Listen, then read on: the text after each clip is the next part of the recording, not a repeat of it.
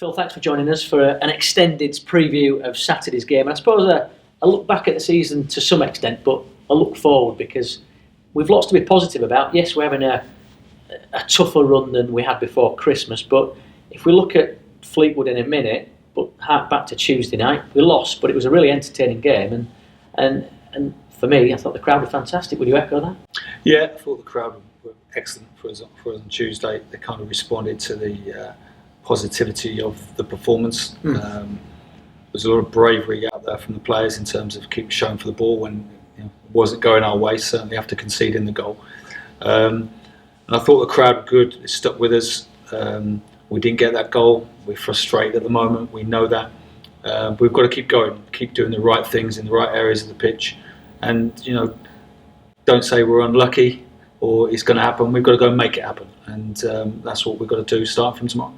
Well, it's interesting. A week before we play Oldham and we win, so we get the positive result, but maybe not the positive performance everyone wants. We play Barnsley, a team that are scoring goals for fun and looked like they could score at every opportunity.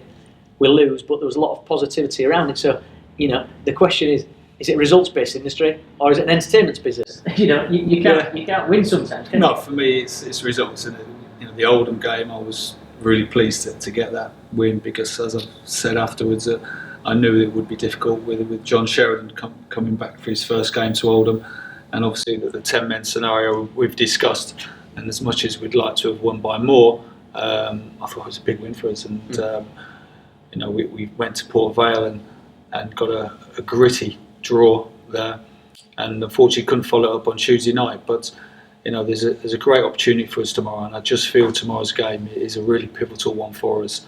That can we get ourselves off and run again as a team?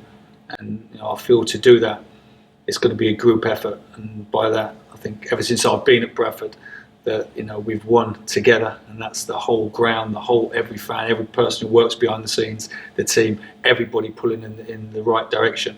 And I feel going to need one almighty effort tomorrow from everybody in this ground to get the result and really kick-start us again. You've just passed 250 games for Bradford City. You're the fifth longest manager in the Football League. And I think working behind the scenes, I see stability. And I think with stability, results come. Lots of managers in your position don't get the privilege of time. Yeah. You've had a long time here now, and we're looking forward to the next step. In any period of any manager's life, whether it be yourself, Sir Alf Ramsey, Sir Alex Ferguson, etc., there are fallow periods, there are difficult periods. And as you say, although the fans want to be inspired in the first 5 minutes, sometimes during difficult runs, you need the fans to be the difference, as we said last year, against Millwall, against Sunderland.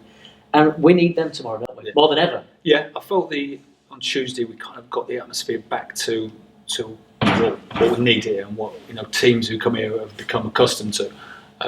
We'd gone away from that, from maybe the performance levels in the previous two games. But when teams come to Valley Parade, and I always say to the players that when they come off the pitch at the end of the game, they've got to know they've been in one hell of a game out there. And if they perform better than us and take the points, we've got to shake their hand and wish them all the best. But whatever happens, we've got to make them defend. We've got to put them under pressure. The crowd have got to be vociferous as ever, because there's every chance of getting the points. And it's that team effort on and off the pitch, which helps get the results. And every win and every point you earn in football is really hard earned.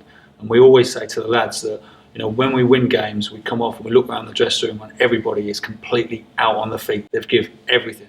And that's what we'll need tomorrow. You can't go into a game in English football and have 2 or 3 players who aren't prepared to give absolutely everything. And in fairness to the lads, we're doing that. We're doing that. But we need a little bit of inspiration in the final third. Maybe that little bit of luck as well wouldn't go as missed, but we're not going to wait for that. We're going to go and make it happen. Personnel change at this time of year, January transfer window, so there's been players out, but nothing inspires a crowd more than a new signing. And beautifully today, just before the game, Wes Thomas has signed a player that's going to excite our fans. I think I've watched him being a football reporter in my life, and what can he bring to the team?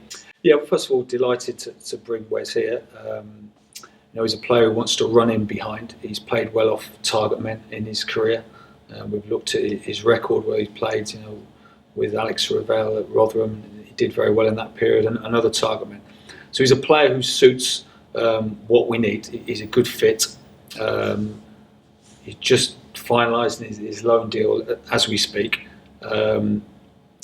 Match fitness isn't great, but he's been training really hard. We've had all the data of his training emailed to us yesterday, so Nick's been able to look at that.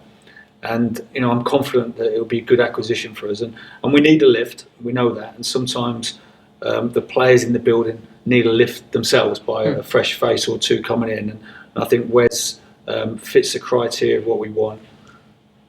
When you speak to players, you get an idea from them straight away. And I liked his desire to get up here first of all, and his determination to get himself going again, because he's had a season where he'd gone to Swindon, fortunately picked up an injury, has gone back to Birmingham for his rehab. So he wants to get himself going, and let's hope that can coincide with us giving it as a lift as well.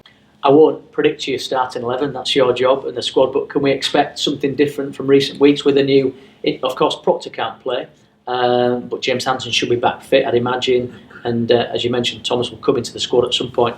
Can the fans be on the edge of the seat tomorrow in anticipation? Looking forward to the game? I would think the supporters read the newspapers and read our website. They understand that we've got a problem at the top of the pitch. Wes has just come in today, so likelihood is he'll start from the bench for us. Billy Clark's out, Proctor's out, and obviously Steve Davis is not ready yet.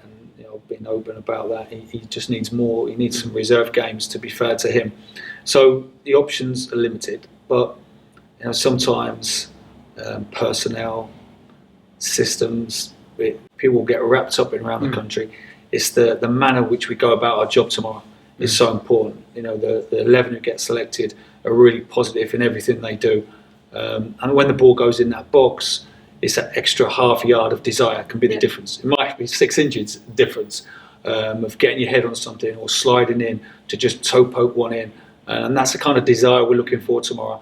The effort and the commitment of the defending and the resolute play that we've been doing so well.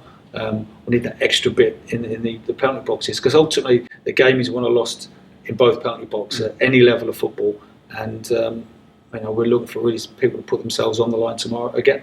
We're in the 2013 suite here at the Coral Window Stadium. We've got some lovely imagery of the playoff wins and the FA Cup run, etc., because we have made history over the last few years. So I think what's pertinent about what you said at the beginning is we're a team on and off the pitch. Yeah, we have 11 players that start the pitch. You, Steve and Lee off the pitch have picked the team. We've got the management team behind the scenes. We've got the fans, etc. And, we're in this together. We're in for the long haul. You've got a long contract. We're here to do this together. If we'd have been told 5 years ago what you would have achieved, we would have signed you up for 10 or 15 years. So the only way we can get through this is together. So I firmly believe as a fan, we expect 100% effort from the players, win, lose or draw. I think you should expect that from the fans, 100% effort, if that makes sense. Let's do our bit for you, and then it cuts both ways, doesn't it? Mark Marshall is inspired by the fans. He was man of the match of the night. He takes his man on now. He takes that shot. It works both ways. Definitely. I think Marshy's a great example to use, because Marshy's come here, he hasn't played as much as he wanted to do, but I really felt the other night the fans were getting behind him, and that's huge for a player like Marshy, who kind of thrives on that. And he is a player who can lift people out of the seats. Yeah. And so he will respond to the supporters getting behind him. And let's be fair, through the course of the game, players are going to make mistakes. They all do. And when they do, that's okay. As long as it's a positive one, we will always back any player, and I know our supporters will. But similar to what I said to you earlier about, after a win, myself and Steve are in the dressing room completely. We've given absolutely everything, and so have the players. The supporters have got to be like that as well. It's their club. They absolutely love this club. There's a huge connection between the supporters and the club. And when they leave the stadium, they've got to say, did I do everything I could? Yeah. Everything I can to inspire the team, to lift those players, to get the win. That's what it's going to take tomorrow. We're up against the team. We'll fight for their lives. But we're ready. The lads are ready to roll the sleeves up, and there's a real determination about the group. And, it can't come quick enough. Here. One final one. Reece Burke came off through the night. How's his injury? Yeah, not too bad. I think he was just a bit more concerned about it, because every time he planted his foot, he was getting a pain at the back of his heel. We've had him scanned, and it's a minor strain to one of his ligaments. So that's good news for Reece. And hopefully that won't be too long, and Billy will probably be about 2 or 3 weeks. But that's sometimes what happens when you play on heavy grounds, and it's a shame for Billy. But it gives someone else an opportunity.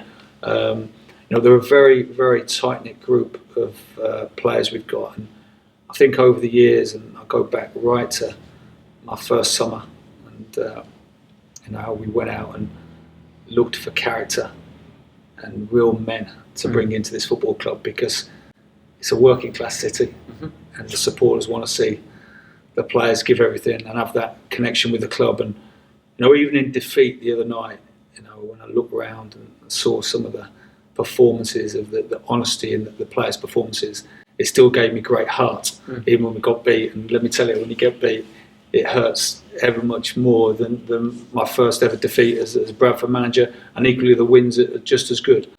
But we've got some proper characters who care about the club, let me tell you. And when we don't get the victory, there is real hurt in that dressing room. And 4:45 tomorrow night, I want that dressing room to be bouncing, and it will be if we get everybody pulling the same direction against them.